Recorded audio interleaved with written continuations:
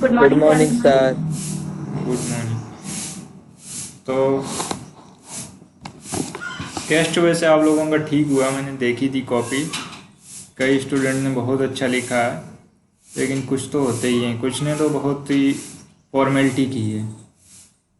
इन्हें तो करना चाहिए था ना, ये नोट्स भी प्रिपेयर होते हैं आपसे। जो टेस्ट, ये रिटन टेस्ट है ना, वो पूरा इसी बेस पे मैंने डिज़ाइन किया था कि मतलब अल्टरनेटिंग करंट के नोट्स भी आपके प्रिपेयर हो जाएं साथ ही साथ में। वो किए ही नहीं आप लोग। कोई कोई तो ऐसे स्टूडेंट महान है, एक क्वेश्चन या दो क्वेश्चन कर दिए बस। जैसे कल हमने बताया था कि आपको टेलीस्कोप होते हैं, दो टाइप के होते हैं, एक एस्ट्रोनॉमिकल टेलीस्कोप और दूसरा टेरेस्ट्रियल टेलीस्कोप। ठीक है, इनके यूज क्या होते हैं? एस्ट्रोनॉमिकल टेलीस्कोप होता है जो हेवनली बॉडीज, यानी यूनिवर्स में कोई बॉडी है, चांद, सूरज, तारे, सितारे, इनको देखने में एस्ट्रोनॉमिकल टेलीस्कोप का यूज होता है। ठीक है, जो टेरेस्ट्रियल टेलीस्कोप है वो अपनी अर्थ पे ही कहीं कोई दूर की चीज़ है देखने में, उसको देखने के लिए टेरेस्ट्रियल टेलीस्कोप का यूज होता है। ठीक है, अब इनको एस्ट्रोनॉमिकल टेलीस्कोप की बात की जाए तो एस्ट्रोनॉमिकल टेलीस्कोप है, उसमें दो लेंसेज होते हैं जैसे कि माइक्रोस्कोप में होते थे।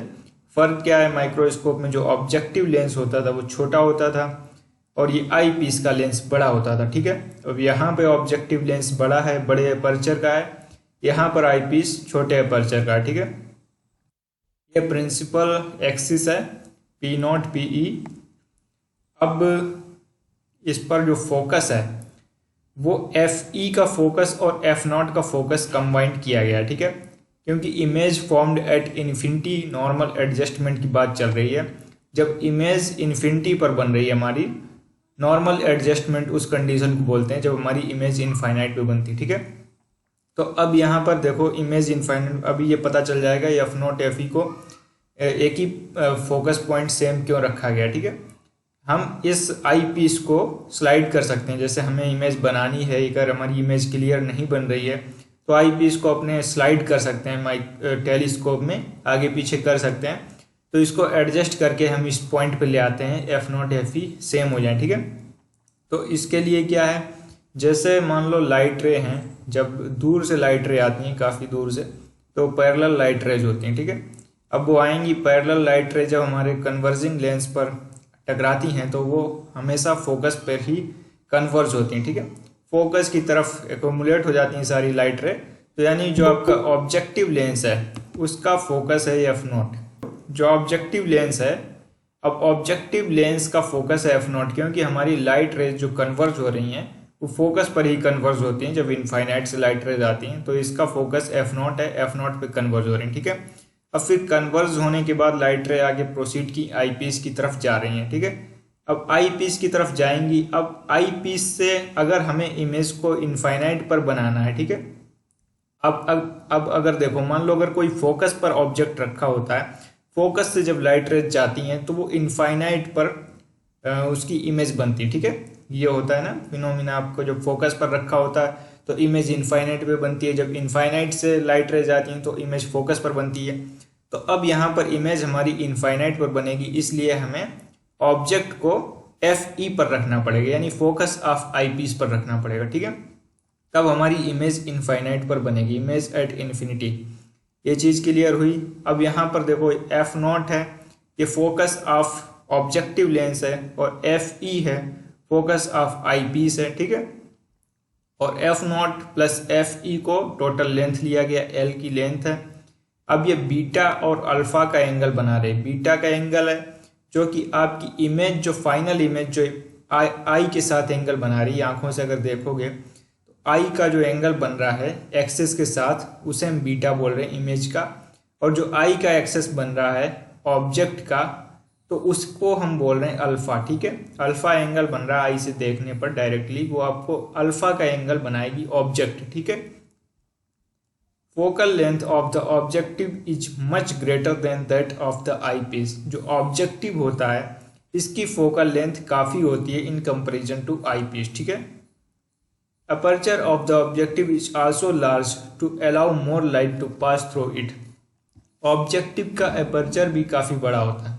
अपर्चर बड़ा होने से क्या होता है कि जितनी ज़्यादा लाइट आएगी, जितनी ज़्यादा लाइट उसमें स्ट्राइक करेगी, उतना ही क्लियर, ब्राइट और अच्छी इमेज मिलेगी। यानी कि जो फेंट स्टार्स होते हैं अपने, जो धुंधले दिखाई पड़ते हैं, उनको भी क्लियरली देखा जा सकता है अगर एपर्चर बड़े साइज़ का होगा। जितना ज़्यादा लाइट उसके ऊपर पड़ेगी उतनी ही चीज़ें क्लियर दिखाई पड़ेंगी, ठीक है। इसलिए इसका ऑब्जेक्टिव का एपर्चर भी बड़े साइज़ का रखा जाता है।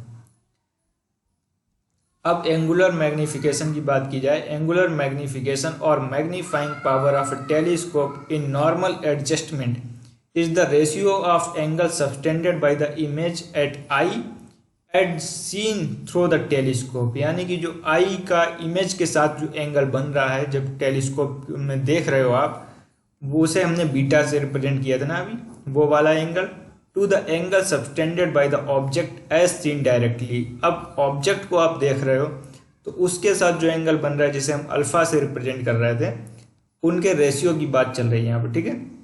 When both the object and the image are at infinity, जब ऑब्जेक्ट और इमेज इनफाइनाइट पे हैं। अब देखो m क्या है, ये अपना मैग्नीफाइंग पावर की भी बात कर रहे थे, एंगुलर मैग्नीफिकेशन। तो m equal to beta upon alpha है, क्योंकि ये एंगल छोटे हैं तो इनको हम अल्फा को टेन अल्फा से और बीटा को टेन बीटा से रिप्लेस कर सकते हैं, ठीक है। अब m को tan beta upon tan alpha लिखा जा सकता है डायरेक्टली। वही चीज़ है, टेन बीटा की वैल्यू जैसे अभी हमने पिछले स्लाइड में देखी थी, टेन बीटा यहाँ पर देख लो। टेन बीटा अगर हम देखेंगे तो जो ये लेंथ है यानी कि पीई, जो ये हाइट है यानी कि परपेंडिकुलर अपॉन बेस होता है ना टेन थीटा का फॉर्मूला, तो यहाँ पर जो परपेंडिकुलर है F E I upon F E P E है, ठीक है। अब वैसे ही टेन अल्फा को अगर हम देखेंगे तो F E I upon F E P not है, ठीक है। ये टेन अल्फा और टेन बीटा हो जाएगा। तो अब वैल्यू पुट करनी है डायरेक्टली, वैल्यू इनकी पुट कर सकते हैं। ये देखो वैल्यू पुट की है F E I upon P E F E upon F E I upon P not F E, ठीक है। अब एफ ई आई को हम इमेज मान रहे थे, इमेज की हाइट, ठीक है, क्योंकि इमेज अपनी डाउनवर्ड डायरेक्शन में बन रही है तो उसे हम माइनस से रिप्रेजेंट कर रहे हैं, ठीक है। अपॉन माइनस एफ ई यानी कि जो आई पीस है उसकी फोकल लेंथ, आप जो डिस्टेंस मेजर कर रहे हो वो opposite to the incident light के अपोजिट मेजर कर रहे हैं ना, तो हम माइनस एफ ई यहाँ पर लेके चलेंगे। आई पीस अपना लास्ट का लेंस था जो आई की तरफ था, उसके अपोजिट डिस्टेंस मेजर कर रहे थे, इसलिए माइनस एफ ई लेके चलेंगे। और एफ ई आई है जो कि अपनी इमेज है वो माइनस आई है, क्योंकि डाउनवर्ड डायरेक्शन बन रही तो माइनस आई से रिप्रेजेंट कर रहे हैं। पी ओ एफ ई है जो आपकी फोकल लेंथ ऑफ ऑब्जेक्टिव थी, जो हम इंसिडेंट लाइट रे के डायरेक्शन में ले रहे थे, वो एफ नॉट है, ठीक है। तो ये ऐसे लिख दिए। अब इनको जब हम सॉल्व करेंगे, क्योंकि ये रेशियो में है तो माइनस माइनस कैंसिल हो जाएगा, m equal to minus f not upon F e निकल के आ जाएगा, ठीक है। यहाँ तक कोई doubt? F not upon f not plus f e है वो length, called the length of microscope in normal adjustment, यानी कि एफ नॉट प्लस एफ ई को लेंथ ऑफ माइक्रोस्कोप बोलते हैं इन नॉर्मल एडजस्टमेंट, ठीक है। किसी को कोई डाउट है यहाँ तक? डाउट हो तो पूछ सकते हो, नहीं तो अगला शुरू करता हूँ। एस्ट्रोनॉमिकल टेलीस्कोप की बात की जाए, जो एस्ट्रोनॉमिकल टेलीस्कोप है जब हमारी इमेज फॉर्म्ड एट LDDB यानी कि least distance of distinct vision, LDDB का मतलब है least distance of distinct vision पर जब हमारी इमेज फॉर्म्ड होगी तो उस केस में हमें मैग्नीफाइंग पावर वगैरह निकालनी है। वो कैसे निकालेंगे? तो वही है अपना similar microscope F not F E. अब फोकल लेंथ अलग अलग ली गई है, हमने आई पीस को अलग अलग एडजस्ट किया है यहाँ पे। तो अब देखो जैसे एफ नॉट है ये फोकल लेंथ है आपकी ऑब्जेक्टिव की, ठीक है। एफ ई है आई पीस की फोकल लेंथ है। अब लाइट रे जब आई इनफाइनाइट से तो वो कन्वर्स करेंगी, जो ऑब्जेक्टिव का फोकल लेंथ है वहाँ पर कन्वर्स करेंगी, यानी कि एफ नॉट पे कन्वर्स करेंगी, ठीक है। और इमेज फॉर्म कर रही हैं, जैसे एफ नॉट आई की ये इमेज डाउनवर्ड डायरेक्शन में फॉर्म हो रही है, ठीक है। अब देखो अब ये लाइट रे स्ट्राइक करके आई पीस पर जाएंगी और आई पीस से फिर एक इमेज बनेगी जो कि ए बी, जो आपकी इमेज दिखाई पड़ रही है, इन्वर्टेड इमेज दिखाई पड़ रही है, ये इमेज आपकी फाइनल इमेज बनेगी और मैग्नीफाइड इमेज बन रही है, ठीक है। ये तो यानी कि अपने least distance of distinct vision पर ये इमेज बनानी है हमें, यानी कि ऐसी कम से कम ऐसी दूरी पर इमेज बनानी है जो अपनी इमेज क्लियरली दिखाई पड़ जाए, ठीक है। और ये कम से कम दूरी हम कैसे एडजस्ट करेंगे, अपने आई पीस को हिला के आगे पीछे आई पीस को करके एडजस्ट कर लेंगे, ठीक है। तो अब देखो जो यू ई है ये डिस्टेंस है, इमेज की डिस्टेंस है। इमेज तो है, ये ऑब्जेक्टिव लेंस के लिए इमेज है, लेकिन ये ऑब्जेक्ट की तरह ट्रीट करेगा आई पीस के लिए, ठीक है। आई पीस के लिए ये ऑब्जेक्ट है, लेकिन ऑब्जेक्टिव लेंस के लिए ये इमेज थी, ठीक है। तो यानी यू ई है वो इमेज डिस्टेंस है आई पीस की, ठीक है। अब डी है जो कि least distance of distinct vision पे हमारी जो फाइनल इमेज बन रही है उसे हमने डी का डिस्टेंस माना है, ठीक है। अब देखो एंगल की बात की जाए, क्योंकि अपने एंगुलर मैग्नीफिकेशन निकालना है तो उसके लिए एंगल की बहुत ज़्यादा इंपॉर्टेंस है। तो अपनी जो इमेज बन रही है, फाइनल इमेज बन रही है, वो आई के साथ अगर डायरेक्टली हम आँखों से देखेंगे तो वो आँखों से एंगल बना रही है, अपना बीटा का एंगल बना रही है। जो इमेज है फाइनल ए बी की इमेज बन रही है, बीटा का एंगल बना रही है, ठीक है। और जो ऑब्जेक्ट था उसे हम डायरेक्टली देखेंगे तो वो अल्फा का एंगल बना रहा है, ठीक है। अब यहाँ पर एक चीज़ और यहाँ पे समझ लो, जो ए बी है और जो एफ नॉट आई है, ठीक है, ये एक ही लाइन ऑफ एक्शन दिखाई पड़ रहा है ना, एक ही लाइट रे के पाथ में आ रहे हैं, ठीक है।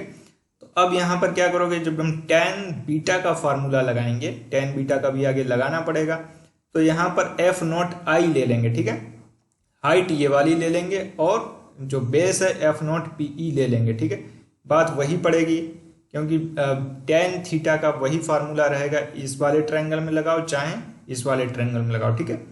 तो यहाँ पर tan beta F not I upon f not P E ले लेंगे, और जो tan अल्फा है वो ले लेंगे हम F not I upon f not P not, ठीक है। ये फार्मूला अभी हम लगाएंगे। तो एंगुलर मैग्नीफिकेशन वही डेफिनीशन एंगुलर मैग्नीफिकेशन, और magnifying power of telescope in this case is defined as the ratio of angle beta subtended at the eye by the final image formed at the least distance of distinct vision to the angle alpha subtended by the eye by the object lying at infinity when seen directly। यानी कि जो आपका angular magnification है वो जब हमारी image least distance of distinct vision पर बन रही है, तब जो आप देख रहे हो इमेज को, तो वो आई के साथ जो एंगल बना रही है वो बीटा है, और ऑब्जेक्ट आपका जो एंगल बना रहा है वो अल्फा का एंगल बना रहा है, ठीक है, डायरेक्टली सीन करने पे, ठीक है। तो आपका मैग्नीफिकेशन हो जाएगा angular magnification m equal to beta upon alpha, यही फार्मूला है।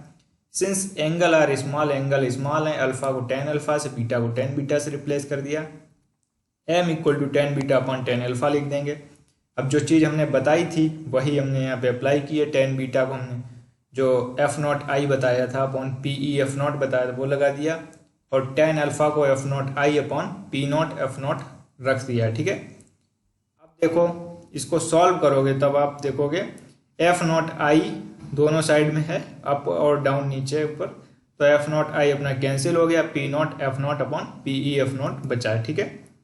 अब इसको कैसे लिख सकते हो, इसको m equal to f not, यानी कि जो अपनी डिस्टेंस है, ऑब्जेक्टिव लेंस का जो फोकस है वो एफ नॉट है, जो कि ये डिस्टेंस है पी नॉट एफ नॉट, ये अपनी ऑब्जेक्टिव लेंस की जो फोकस डिस्टेंस है, फोकल लेंथ है वो है। तो यानी कि m equal two plus F not, और पी ई एफ नॉट जो है वो अपनी जो इमेज बन रही है, मतलब ऑब्जेक्टिव लेंस की जो इमेज बन रही है, या फिर ऐसे कर सकते हैं आई पीस के लिए जो ऑब्जेक्ट है उसकी डिस्टेंस है माइनस यू ई, क्योंकि ये इंसिडेंट रे के अपोजिट डायरेक्शन में, इसलिए माइनस यू ई लेके चलेंगे, ठीक है। अब लेंस इक्वेशन तो सबको पता है, 1 upon v minus 1 upon u equal to 1 upon f होती है, ठीक है। अब यहाँ पर अपने वही वैल्यूज रखनी है, तो 1 अपॉन माइनस डी लेंगे, यानी कि least distance of distinct vision पर हमारी जो फाइनल इमेज बन रही थी वो माइनस डी लेंगे, और माइनस 1 अपॉन माइनस यू ई लेंगे, यानी कि जो ऑब्जेक्ट था वो भी हमारा अपोजिट डायरेक्शन में था इंसिडेंट रे के, तो माइनस यू ई ऑब्जेक्ट भी ले लेंगे, equal to 1 upon F e, यानी कि focal length of eyepiece 1 upon F e ले लेंगे, ठीक है। अब देखो अब यही अपने किया है, 1 अपॉन यू ई को एक साइड ले आए, equal to 1/FE plus 1/D को अपोजिट साइड देगा, ठीक है। इस टाइप से अरेंजमेंट किया है। Multiplying by -F0 on both side and rearranging we get. अब दोनों साइड में हमें -F0 का मल्टीप्लाई करना है और रीअरेंज करना है, तब अपने ये इक्वेशन निकल के आएगी, ठीक है। यानी कि -F0/UE आ जाएगा ना, और वही अपने होता था मैग्नीफिकेशन के बराबर। यहाँ पे अभी देखा था ना, m इक्वल टू F0/-UE। अगर हम -F0 से मल्टीप्लाई कर देंगे -F0/UE, तो ये मैग्नीफिकेशन देगा। यानी कि मैग्नीफिकेशन हो गया अपना -F0/FE। अब कॉमन ले लेंगे, अगर हम इसी इक्वेशन को सॉल्व करेंगे 1 + FE/D निकल के आ जाएगा, ठीक है। Clearly focal length of objective must be greater than that of the eyepiece for larger magnification.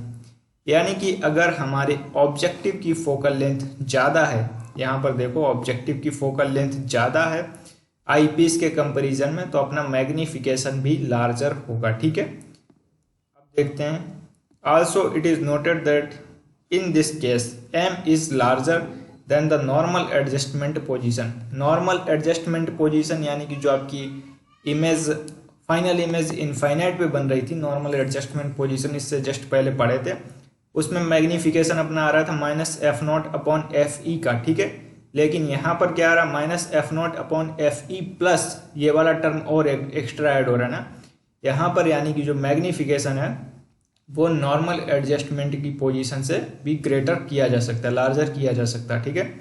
और जो मैग्नीफिकेशन यहाँ पर माइनस में आ रहा है, माइनस में आने का मतलब क्या है कि अपनी इमेज है वो डाउनवर्ड यानी कि इन्वर्टेड इमेज बन रही है, ठीक है। इन्वर्टेड इमेज बनती है तो उसका मैग्नीफिकेशन होता है माइनस में लेते हैं, ठीक है। ये चीज़ क्लियर हुई? यहाँ तक किसी को कोई डाउट है? डाउट हो तो पूछो, नहीं तो फिर आगे पढ़ो। सर। ठीक है। अब न्यूटोनियन टेलीस्कोप की बात की जाए तो जो न्यूटन थे उन्होंने एक टेलीस्कोप बनाया था जिसको रिफ्लेक्टिंग टाइप का टेलीस्कोप बोलते हैं, ठीक है।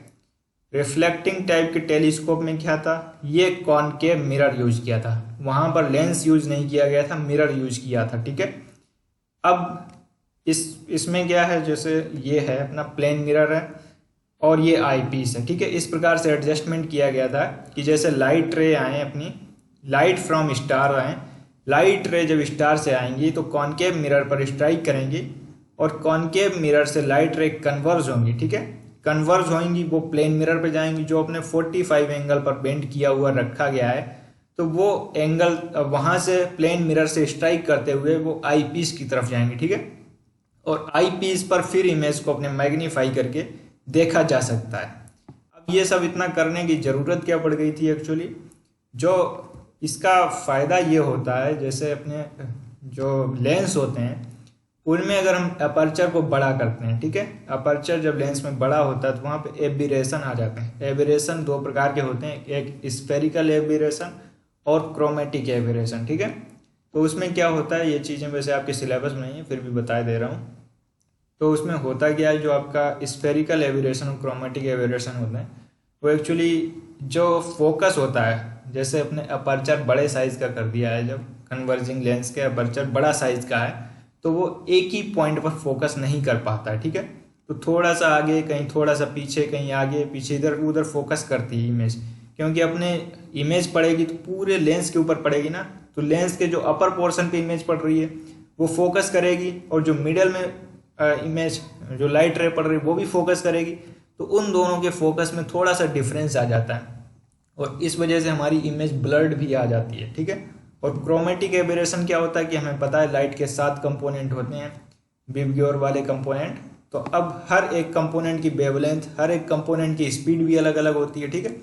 तो उसमें क्या होता है, वो भी हर एक कंपोनेंट का कन्वर्जिंग भी अलग अलग होती है, ठीक है। वो कन्वर्ज करते हैं थोड़ा आगे कहीं पीछे, तो वहाँ पर क्रोमेटिक एबिरेशन आ जाता है, ठीक है। तो इन सब से बचने के लिए ये कॉनकेव मिरर वाला माइक्रोस्कोप यूज किया जाता है, कॉनकेव मिरर माइक्रोस्कोप यूज किया जाता है, ठीक है। इसमें क्या होता है, ये अपना लार्ज अपर्चर होता है इसका, ठीक है। लार्ज अपर्चर होने के कारण ये लाइट की गैदरिंग भी काफ़ी करता है, यानी कि जितनी ज़्यादा लाइट अपनी गैदर कर लेंगे उतना ही ज़्यादा अच्छी इमेज दिखाई पड़ेगी, ठीक है। अच्छी इमेज दिखाई पड़ेगी यानी जो अपने धुंधले से स्टार हैं जिन्हें हम अपनी आँखों से नहीं देख पाते, उनको भी मैग्नीफाई करके देखा जा सकता है। ठीक है, अब इसमें हाई रिजॉल्विंग पावर भी होती है, अच्छी सी रिजोल्यूशन भी अच्छा आता है, यानी कि छोटे छोटे से जो स्टार हैं उनको हम क्लियरली देख पाते हैं। ठीक है, इन सब चीज़ों में इनका बहुत इंपॉर्टेंट रोल है। न्यूटोनियन माइक्रोस्कोप या रिफ्लेक्टिंग टाइप के माइक्रोस्कोप बहुत यूज किए जाते हैं। एक तो ये सस्ते भी पड़ जाते हैं, चीप भी पड़ते हैं। ठीक है, क्योंकि ये मिरर को डिजाइन करना इजी होता है इन कंपैरिजन टू लेंस। तो ये सब चीज़ें हैं जो अपनी रिफ्लेक्टिंग माइक्रोस्कोप में ये है क्या, डायरेक्ट अपनी लाइट रे आई, लाइट रे आने के बाद यहाँ पर 45 डिग्री प्लेन मिरर रखा है, वहाँ पर स्ट्राइक की, और जो प्लेन मिरर रखा है वहाँ पर थोड़ा सा डिमिनिश्ड हो गई स्ट्राइक की, फिर लेकिन जो लाइट रे रिफ्लेक्ट हुई प्लेन मिरर से वो फिर आई पीस की तरफ गई। आई पीस पर जाने के बाद क्या हुआ, आई पीस ने उसको थोड़ा सा मैग्नीफाई कर दिया, और मैग्नीफाई करके फिर हमें इमेज दिखाई पड़ रही है। ठीक है, अब यहाँ पर देखो मैग्नीफिकेशन जो पावर है, मैग्नीफाइंग पावर है, यहाँ पर F not upon F e है। ठीक है, एफ नॉट यहाँ पर फोकल लेंथ ले रहे हैं कॉनकेव मिरर की, और एफ ई है वो आई पीस की फोकल लेंथ ले रहे हैं। ठीक है, f m equal to f not upon F e, ये मैग्नीफाइंग पावर निकल के आ जाएगी न्यूटोनियन टेलीस्कोप की। ठीक है, न्यूटोनियन टेलीस्कोप में किसी को कोई डाउट है तो पूछ सकता है, नहीं तो next topic resolving power of microscope अगर बात की जाए तो रिजॉल्विंग पावर क्या होती है पहले हम वो समझ लेते हैं।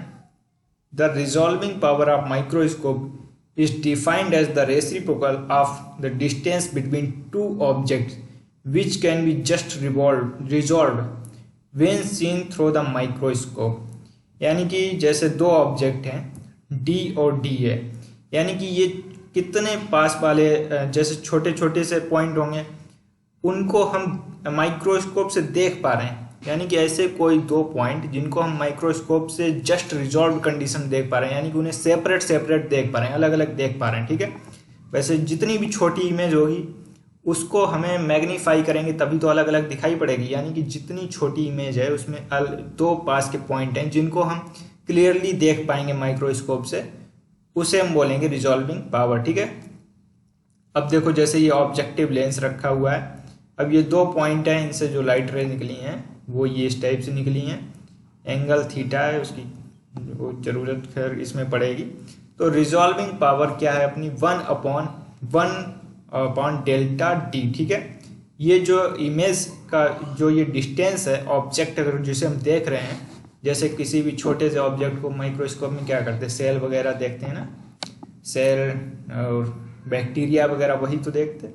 तो अपने जो छोटे से डिस्टेंस है उसकी, जो मतलब छोटा सा बैक्टीरिया होगा उसके जो बीच के जो दो पॉइंट हमने ले लिए उन्हें हम अगर जस्ट रिजॉल्व यानी कि उन्हें हम सेपरेट सेपरेट करके देख पाएंगे तो हम बोलेंगे कि ये माइक्रोस्कोप अपना अच्छा है, जिसे हम अच्छा सा रिजोल्यूशन पा रहे हैं। ठीक है, तो ये रिजॉल्विंग पावर का फार्मूला होता है 2 new sine theta upon lambda. ठीक है, तो अब यहाँ पर देखने वाली चीज़ क्या है, resolving power depends on, resolving power किस पर डिपेंड कर रही है, एक तो वेवलेंथ पर डिपेंड कर रही है। ठीक है, दूसरा रिफ्रैक्टिव इंडेक्स ऑफ मीडियम पर डिपेंड कर रही है।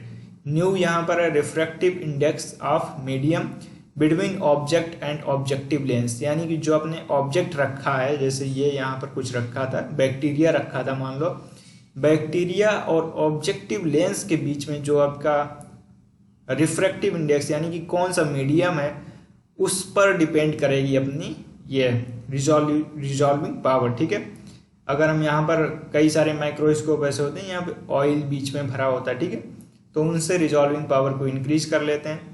फिर दूसरी चीज़ क्या है, half angle of cone of light from one of the object theta. ठीक है, ये अपना एंगल पर भी डिपेंड कर रहा है, जो ये एंगल दिखाई पड़ रहा है ये एंगल थीटा पर भी डिपेंड कर रहा है। ठीक है, तो अब यहाँ पर वेवलेंथ है, वेवलेंथ पर डिपेंड कर रहा है, वेवलेंथ पर डिपेंड कैसे कर रहा है, इन्वर्सली प्रोपोर्शनल डिपेंड कर रहा है। वेवलेंथ अगर हमारी इंक्रीज करेगी तो रिजॉल्विंग पावर डिक्रीज करेगी। ठीक है, इसीलिए कई माइक्रोस्कोप ऐसे होते हैं जिनमें अपनी कम वेवलेंथ के माइक्रोस्कोप यूज किए जाते हैं। ठीक है, जिनमें जैसे अल्ट्रावायलेट माइक्रोस्कोप आते हैं, एक्सरे माइक्रोस्कोप आते हैं, ये सब माइक्रोस्कोप होते हैं जिनमें कम वेवलेंथ होती है, उनको यूज करके अच्छी सी रिजोल्यूशन गेट की जा सकती है। ठीक है, रिजॉल्विंग पावर ऑफ टेलीस्कोप की बात की जाए तो उसकी डेफिनेशन लगभग वही है। The resolving power of telescope is defined as the reciprocal of smallest angular separation between two distant object whose image are seen separately. अब यहाँ पर स्मॉलेस्ट एंगुलर सेपरेशन की बात की गई है। जैसे ऑब्जेक्टिव लेंस से हम देख रहे हैं तो स्मॉलेस्ट एंगुलर सेपरेशन से यानी कि जितना सेपरेशन अपने मिल पाएगा ऑब्जेक्ट को सीन करेंगे ना, तो दो पॉइंट को अगर हम क्लियरली देख पा रहे हैं तो वहाँ पर भी वही कॉन्सेप्ट है अपना कि क्लियरली डिस्टिंग्विश कर पा रहे हैं एक पॉइंट को दूसरे पॉइंट से। ठीक है, तो वहाँ पर हम रिजॉल्विंग पावर बोलेंगे, अच्छी रिजॉल्विंग पावर है। ठीक है, तो रिजॉल्विंग पावर को अगर यहाँ पर रिप्रेजेंट किया जाए तो 1/d थीटा से रिप्रेजेंट करते हैं और इसका फार्मूला निकल के आता है A/1.22 लैम्डा। ठीक है, ए क्या है, ये अपनी ए डायमीटर है यहाँ पर। ठीक है, ए डायमीटर है यहाँ पर लिखा होगा। Resolving power depends on wavelength lambda. जो वेवलेंथ है वो लैम्डा पर डिपेंड कर रही है, लैम्डा पर हमारी रिजॉल्विंग पावर डिपेंड कर रही है। ठीक है, डायमीटर ऑफ ऑब्जेक्टिव जो लेंस यूज कर रहे हैं उसका डायमीटर यहाँ पर ए है, इस पर भी रिजॉल्विंग पावर डिपेंड कर रही है टेलीस्कोप की। ठीक है, अब ये चीज़ क्लियर हुई। जो यहाँ पर भी देखना क्या है, दोनों में कॉमन चीज़ क्या लग रही, जो इन्वर्सली प्रोपोर्शनल है वो लैम्डा के ही इन्वर्सली प्रोपोर्शनल है रिजॉल्विंग पावर दोनों केसेस में। ठीक है, तो ये 1/d है तो ये 1/थीटा है, तो कोई वो इतना बड़ा इशू नहीं है। ये चीज़ क्लियर हुई। आप सबको कोई डाउट हो तो पूछ सकते हो। अब यहाँ पर दिखाई पड़ रहा हो end of ray optics second, यानी कि जो आपकी रे ऑप्टिक्स थी वो यहीं तक थी, रे ऑप्टिक्स खत्म हो चुकी है। ठीक है, अब नेक्स्ट क्लास में वेव ऑप्टिक्स शुरू करेंगे। कोई डाउट हो तो पूछ सकते हो, नहीं तो नेक्स्ट क्लास में वेव ऑप्टिक्स शुरू करेंगे। वेव ऑप्टिक्स आपके लिए बिल्कुल नई होगी, रे ऑप्टिक्स तो चलो तब भी थोड़ा बहुत पढ़ी थी 10th क्लास में। कभी कोई दिक्कत हो, जो चीज़ें क्लियर ना हो पाएँ पूछ सकते हो, नहीं तो मैं अक्सर इनको रिकॉर्ड कर लेता हूँ क्लासेस को। ठीक है, तो वो भी बाद में कभी देख सकते हो।